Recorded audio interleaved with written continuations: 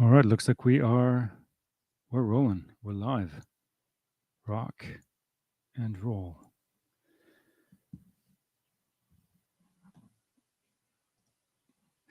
Again, mute the YouTube.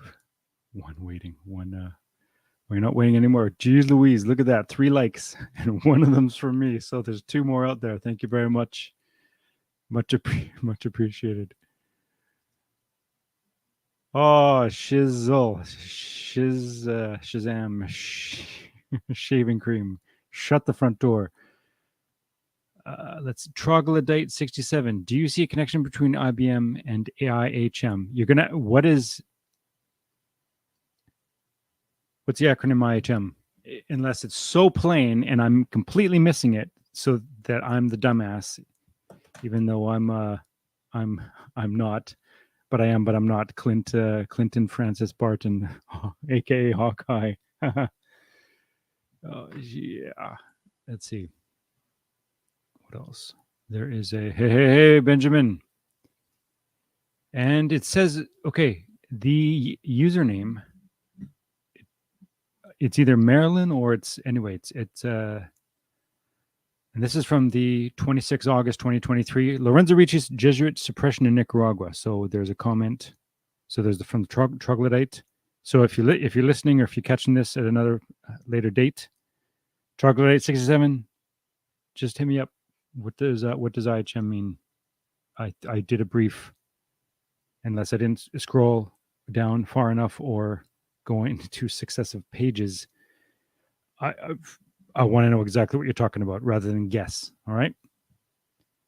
Hawk, I've read Saucy's book. I love your spelling of saucy because it is a saucy is saucy. It's remember SAUSSY. I've read Saucy's book twice and agree with you. Read it again or don't agree with you. Don't. Hey, glad you agree, but you don't have to agree. But I'm glad you are. But what are you agreeing on? It's smooth, yes, of course, concise, brilliant, and more. Okay, the drum never skipped a beat from beginning to end.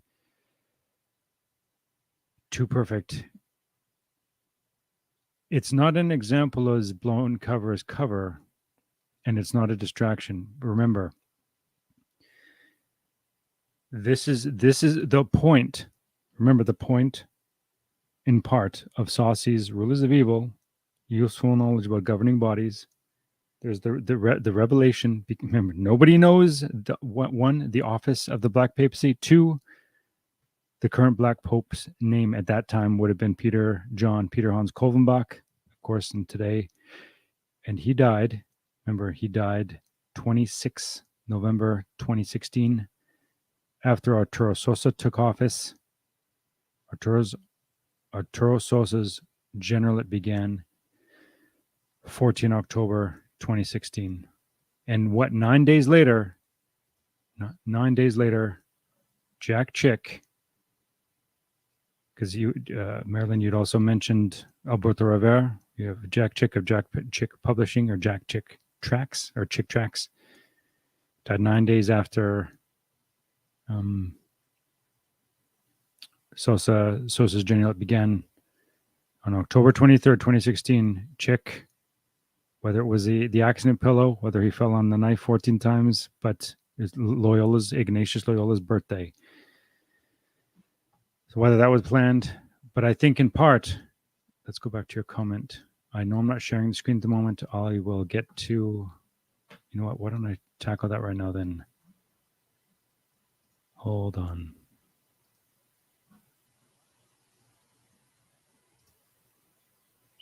Entire screen. Let's allow, see what happens. This was confusing yesterday.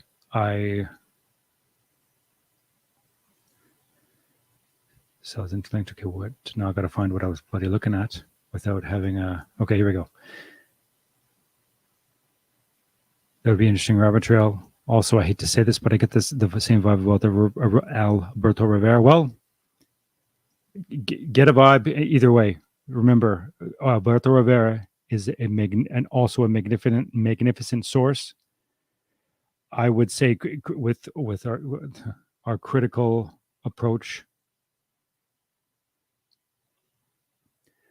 I've not heard every single detail, every single statement, every interview, every sermon, if you will, that Rivera was involved with. That's recorded. So, but certainly our judgment, my personally, and I think the team, we would agree, an excellent source. Is the jury still out? Well, I think, is there? Well, one of those questions that we come back to, is there a such thing as an ex-Jesuit? How about this? If there is a such thing as an ex-Jesuit, then it would be Alberto Rivera. How about that? So we don't get the vibe, not necessarily. In fact, the fact that his it would have been far more powerful a testimony had Rivera met a certain end. The fact that he was allowed to live. So whether remember this, the unseen hands, you have the dark, both the dark side and the light. You have Yahweh's protection, of course. Obviously, he was allowed to live. I don't know the specifics, have the specifics enough of Rivera's testimony to say how long he was, I would say, a free man. But if he had been ordained, and of course being a fourth vow Jesuit, I will mention this. How about during the behind the door, when the interviewer does pose the question? It's, I don't know if it's direct or it's indirectly, but it having to do with, did Alberto Rivera take a man's life as part of his initiation process as a fourth vow Jesuit? And Rivera doesn't go down that road at all. I can't remember. That's something that stuck out to me. I'd have to revisit that to be able to comment properly on it, but certainly he avoided, in part, that, I think, because that could have led, openly admitting on tape about killing, whether it was one, whether it was many, who knows.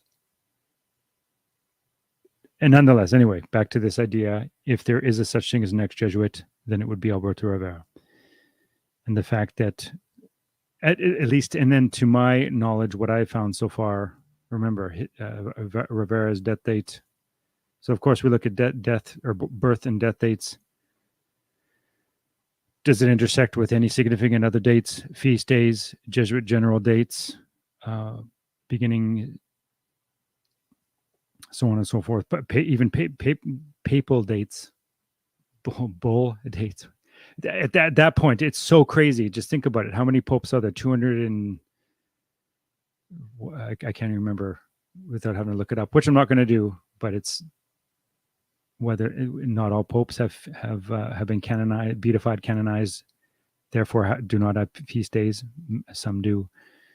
But the fact that Rivera died on the anniversary of Georges Lemaitre. Let's see. And then, of course, we've covered. Why am I? Where are you? Oh my goodness. Why am I getting this? Wow. I normally can find this very quickly. Now I'm.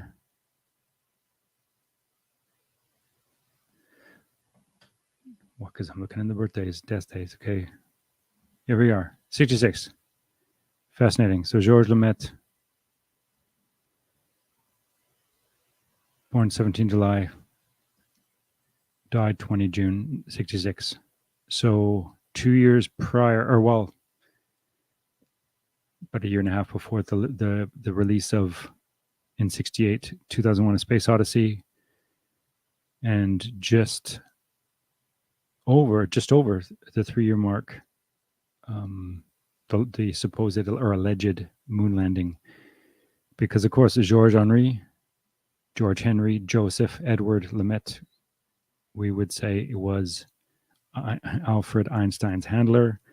And what's the pattern? Behind every prominent Jew is a Roman. Here is our Roman, hidden behind the figure known as Albert Einstein.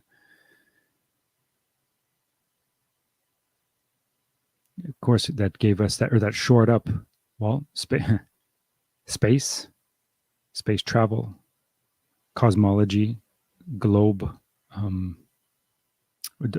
Well, we go back to Copernican cosmology, and of course, ideas have been floating around. We can go back to the late 15th century for the I think it was the Earth apple, Edrafel, I think, and I can't remember the name of the Pope anyway. That the brain behind that proposition. Anyway, nonetheless, Georges Lemaitre shored up Jesuit cosmology. We do have that he was, so yes, a Roman Catholic priest, Jesuit trained, but we do not have the information that, at least to my knowledge, that he was an ordained Jesuit priest. So after a classical education at a Jesuit secondary school, the College of the Sacred Heart in Belgium. So anyway. Okay, back to somewhere else. I have watched Behind the Door many times. Good. Found him almost flippant. I wouldn't say flippant.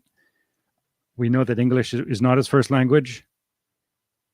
It can be hard with all its pauses. I even do it. I try not to because it's a joke that I sound like Justin, a current Jesuit prime minister, Prime Minister Justin Castro Trudeau with the and we know that Alberto, whether searching for words or the English equivalent, I think it's just a language barrier, but certainly presents himself very well. I believe, I think so. And I'm almost going to say entertaining. It's not, however, it's not entertainment, clearly, because some of the statements he does say profound, and I think in part we've highlighted. I try to in my best to highlight them on my channel, and as well as when Johnny's work and the teams. And anyway, his presentation of such serious information that can be explained, I suppose, what nausea they allowed him to live more than 20 years. Okay, well, remember, his death would have been far more significant. His life would have been and his message would have been far more significant than to allow him go on and have his testimony published in comic book form. That's what took away from the power of his message. That's been covered as well, which is why this issue with Jack Chick and Chick publication. I could be wrong. Yeah, you're wrong. You're wrong. So you're wrong. But that's me. But how about this? Let's just add to that. So Frederick Tupper Saucies, I'll begin with this. And in light, how about this? In light of, no, this is in part, I believe, paywalled. So what we're facing right now, modern day, back to this, suppression being on depression. At a deeper level, the suppression took Jesuits back to Ignatius's spiritual exercises. So we're discussing now what's been going on in Nicaragua. And that's okay. I have not read every single, doesn't matter. But the point is, this is happening. The old mindset is being brought forward. It's like pulling the cover up to the current level of our collective Mao's eyes, our current mindset. Remember, helmet of salvation. What does a helmet cover? Okay, so if you've got to have your armor on, otherwise, if this gets pulled over your face, over your head, then of course you're taking on this mindset without even a second thought, without even discernment. This is what I found interesting: the fact that they got this wrong. The 21st of July marked the 350th anniversary of the suppression of the Jesuits by Clement the 14th. It's actually the 250th anniversary. So, intentional error, something going on there. It was a significant event within the church and the political world at the time, though it flowed through it flowed currents that still influence our world. For the Jesuits, and those whom they served. However, it was and remains a personal experience. ... In some respects, expression as a religious congregation marked the end of a process and not its beginning. The Jesuits had already been expelled from Portugal and its colonies, from Spain and from France. Remember, we covered this. All this is intentional, and we're going to get to that. In August 1773, the Pope acted under pressure from European powers. Did Clement XIV act under European powers? Or was he instructed by 18th Jesuit Superior General Lorenzo Ricci? So I'll read in part, starting on page 94 from Frederick Tupper Saucy III's Rulers of Evil, Useful Knowledge about Governing Bodies. Lorenzo Ricci's most compelling ruse was disestablishing the Society of Jesus, a campaign that mimicked the collapse of the Knights Templar 4 centuries earlier, remember, which in part has a central date of 13 October 1307. There are other significant dates, but that is a main sticking point. Remember Black Friday. With astonishing precision, the disestablishment ran concurrently with the escalation of hostilities between the American colonies and the British Crown. Escalation of hostilities. Yeah, imagine that. What hostilities are taking place today? It was an amazing juggle that spanned 17 years. It saw Ricci's secret liaisons in and around the British Parliament by legislation that inflamed his secret liaisons in and around the American colonial governments to formulate a culture of rebellion. It saw his own visible army, mute and defenseless, systematically assaulted by the European powers and eventually suppressed for quote unquote all eternity by a 1773 papal brief. Once the stage was set and the action scripted, it saw the general slip into deeper cover to let the Protestant powers exhaust themselves in wars that within a single generation resulted in a glorious Roman presence where once England had reigned. Clandestine military operations inspired by the ingenuity of Sun Tzu, aka Lorenzo Ricci, are virtually impossible to document. If strategic notes were taken, if written commands were given, they were carefully destroyed. Such that survive may have been spared in order to misinform,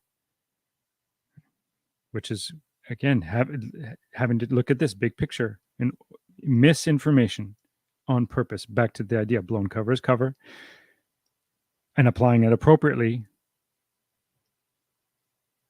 The mouths of covert operatives are kept shut out of a simple desire to stay alive. Sensational disclosures, too, we can presume to be misinformational. To determine that Lorenzo Ricci did in fact mount any clandestine operation at all requires a careful evaluation of circumstantial evidence. Was there an outcome that benefited him and his sovereign? Did he have the authority, the motive, the resources, the ability, and the opportunity to do what created the outcome? As to outcome, English-speaking Protestantism did in fact violently divide, and the victorious party, moreover, invited Roman Catholic religionists to participate in its political government. As to authority for waging war against Protestantism, Regimini Militantis Ecclesiae, authorized, so the papal bull issued by Paul III, Alessandro Farnese, 27 September 1540, authorized the general to prosecute enemies of the Roman faith. As to motive, the Jesuit oath spiritually obligated the extirpation of Protestantism in both America and Great Britain. As to resources, the Black Papacy, even in its martial strategy, brought its own organization to apparent oblivion, had instant call on the vast reserve of Roman Catholic wealth. As the old Spanish proverb goes, Don dinero es muy católico. Ricci's ability to direct an international covert operation was stated and defined by the momentous publication of the 13 Articles, also aka Art of War, in what was then the language of international diplomacy, French.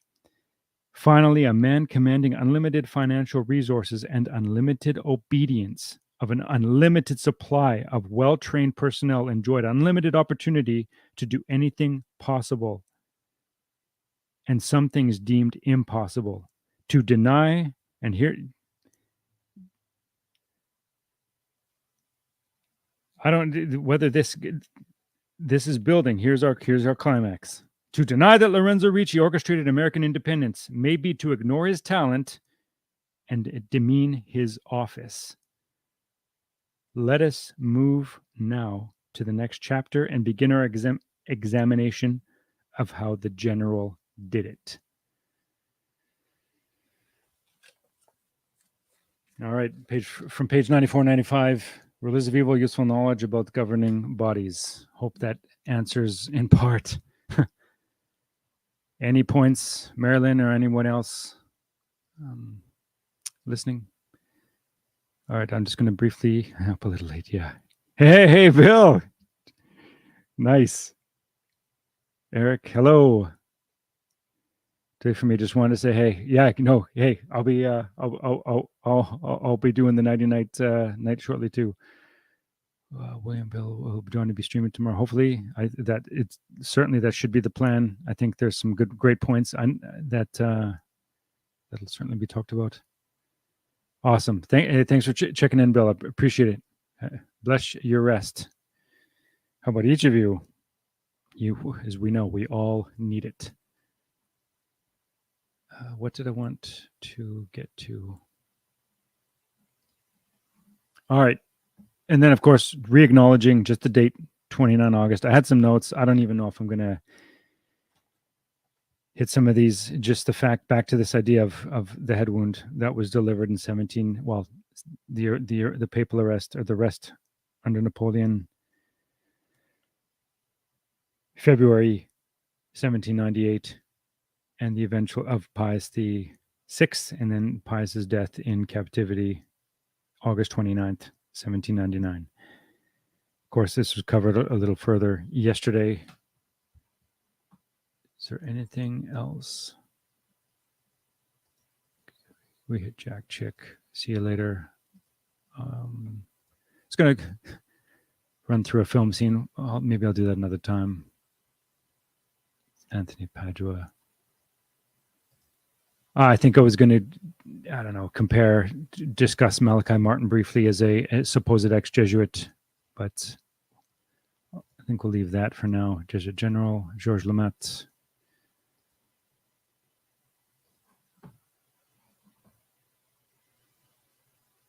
I've been thinking of, hold on.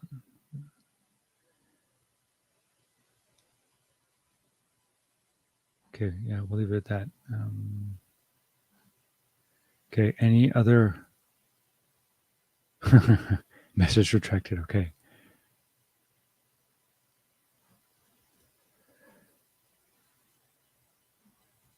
Well, why don't we just Pius the 6th. Remember, so December 25th, 1717.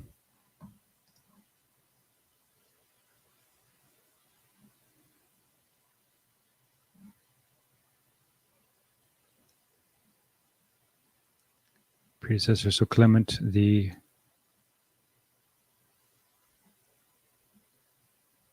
14th. So obviously, here's the Pope that I think was this the Pope that was poisoned because of his relationship with the Jews? So the alleged suppression. Here's the title of the brief, the papal brief, Dominus ac Redemptor, issued 21 July 1773, and death and burial. And I think he was poisoned so badly. The claims that the Pope was poisoned were denied by those closest to him, and as the annual register, he was over 70 in ill health for some time. Clement the 14th died on 22nd September 1774. When did that'd be an interesting point when you think of Jesuit Francis I, when he in 2015 visited or touched down on American soil. It was either he may have landed actually on the 22nd of September. He was here from the 22nd. If we can quickly pull it up, let's see. Pope Francis, Frantic, Pope Francis, 2015 visit, September. Potentially his itinerary was published. Itinerary.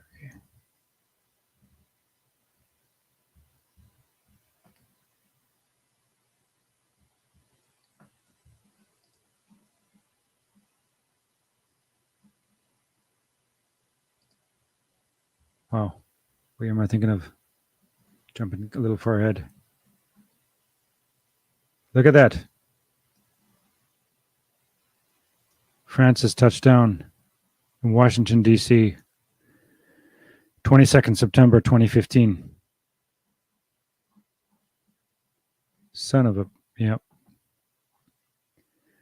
So, in part, there's, remember, if America founded by Jesuits for Jesuits. So, back to the idea, or that if there's nothing solid left behind that Saucy presents, and yet what did he ignore, or intentionally, unintentionally, the fact that the signing of the Declaration of Independence took place on Lorenzo Ricci's 73rd birthday, August 2nd, 1776. Is that the bullseye? Is that the Hawkeye bullseye? That never gets discussed. But we discuss it here. And amongst the team, it's a brilliant point. And hey, what do we have at the end of the day? Literally, this is what we do: names, places, and dates, which is chapeau to the captain for what a method. It's so simple, it's so common sense, and yet how is that ignored when you can listen to how many men or women behind pulpits that are frothing at the mouth, excited for the Third Temple or whatever so-called issue, and never hit a name, a place, a date. It's all about feels, not about feels before reals, right? Okay, let's see. IHM, let's foundation. What's the IHM you mentioned with reference to IBM? I just caught the tail end. No, there was a question posed if there's a connection between IBM and IHM. I don't know what IHM is. I don't want to guess or find the wrong source, and it's like I may not have a comment nonetheless. It could be something I could look into, but I don't have a ground somewhere to stand on for the IHM. So, and the name, I think it's troglodyte something, was asking the question in one of the comments. So today, let's see, back to this significant date. And then, just as I mentioned last night, how exciting a time being alive, being witness to what's going on.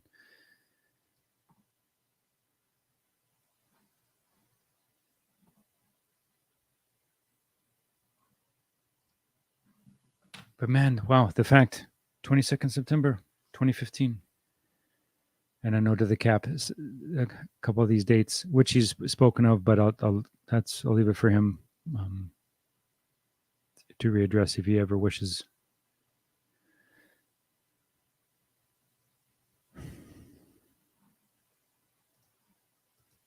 Okay, any other? What have I missed? Looks like I've missed something else. George Washington himself has mentioned the importance. Preachers reform to the rebellion. Well, we know that George Washington himself, certainly with the Freemason connection.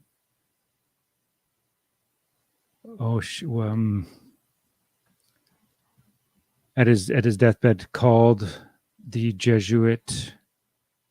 Is it Leonard? This is why, of course, the brilliance of having interacting with the team in live. Of course, it's like it's not just one brain; it's multiple, and so the knowledge, the breadth is just amazing. George Washington, Leonard Neal, might be spelling that wrong. He was president of Georgetown College from 1799 to 1806. Yeah, 1799. They're significant dates again.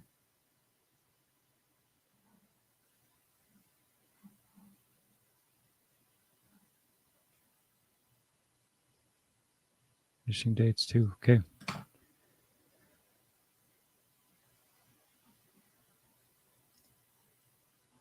Hey, well, much. Hey, Hawkeye, Lauren, good to see you, bro. Thank you for thanks for checking in, chiming in. Appreciate it. If you're signed in, hit the like or not. It's up to you. Appreciate it very much. And then, of course, today, remember, so there's the beheading, the feast day, the beheading of John the Baptist, the forerunner, and the coin with on one side is the Julian calendar, the other side is Gregorian. On one side is August 29th, the other side is September 11. So there's this intimate connection between John the Baptist again and Jesus of Nazareth. Anyway, that can be readdressed or expanded at another time, but we've been running for a little bit and good to get some rest. Hey, if there's any questions on anybody's, just Lauren, thank you. Benjamin, Eric, Bill, you're probably gone, but thank you again for checking in. Hit it hard tomorrow. You guys rock. Catch the stream. I'm sure it'll be a good one. Like, hey, with John Paul, I know that Doc is what did the cap say? Doc, if you're out there, see you, quote, air quotes, see you soon, maybe. Yeah, we're all looking forward to that. All right, this is your Hawkeye. Much love from Western Canada.